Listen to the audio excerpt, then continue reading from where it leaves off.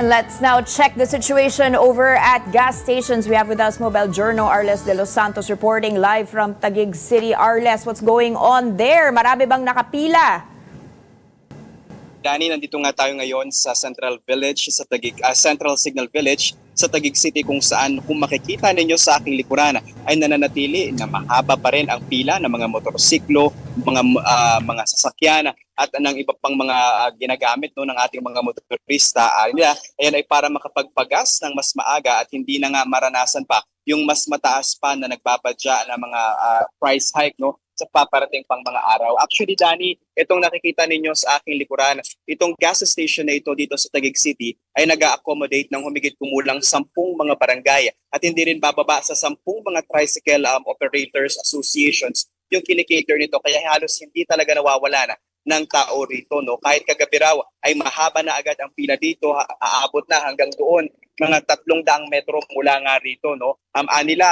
Yung mga motorista dito talagang mas pinipili na mas maaga na magpagas dahil yung iba kasi, Dani, ayon sa kanila ay hindi naman daw lagi nagpapa-full tank. Pero dahil nga sa inaasahan na mas mataas na presyo, talagang mas minabuti na raw nila to. Yung iba ay kanya-kanyang diskarte. May mga nakausap tayo, Dani, na parang 100 pesos muna kada araw or kada alis nila yung kanilang ipapagas, and then magpapagas sila ulit on the succeeding days or mga time na aalis sila para daw kahit papaano makatipid. Hindi yung agad-agad na malaki yung gagastusin nila and then mauubos lang din naman yung kanilang mga gasolina at syempre parang mauulit-ulit yung kanilang pagpasada. Bibigyan ko lang kayo, Dani, ng mabilis na tour dito.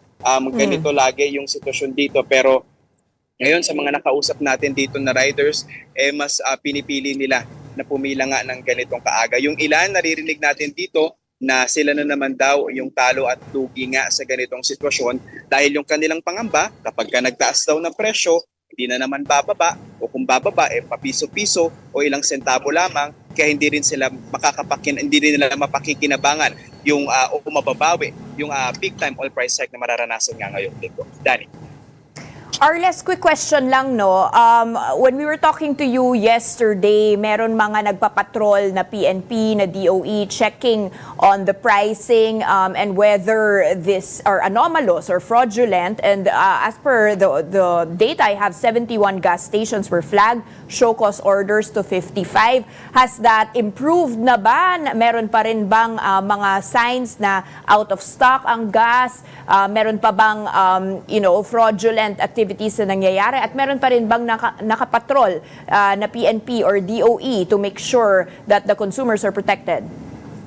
Actually, Dani, doon sa 55, sa uling press con ng DOE kahapon ay 55 na mga local gas stations yung kanilang hinainan o sinilbihan ng show cause order dahil nga sa mas mabilis or medyo napaaga na pagtataas ng presyo ng mga produktong petrolyo. 26 sa mga yan, Dani, ay nasa Kalakhang, Maynila. So ito yung mga sinasabi na bakit daw mas mataas agad yung kanilang presyo. Pero kasi paglilinaw ng DOE, Dani, merong umiiral na oil deregulation law. Ang kanilang gampanin ay hindi talaga kontrolin o diktahan kung magkano yung dapat. Pero meron silang mga paraan para nga masiguro na hindi nagmamalabis yung mga oil concessionaire natin dito sa bansa.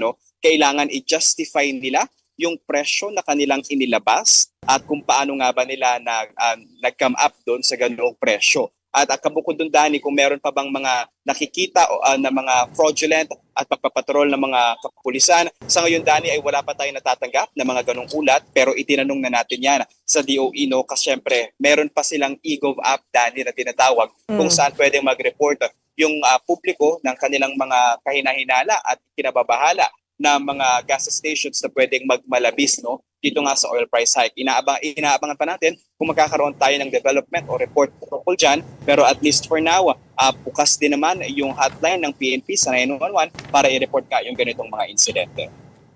Arles, before we let you go, can you give us a little idea or a tour dyan kung magkano na ba ang presyo ng gas, diesel and kerosene? Sa ating pakikipag-usap dito, Dani, ay nasa 5 pesos na yung itinaas ng presyo nila. So far dito, yung yung diesel max nila, yung mataas na kalidad ng diesel ay nasa 70 pesos.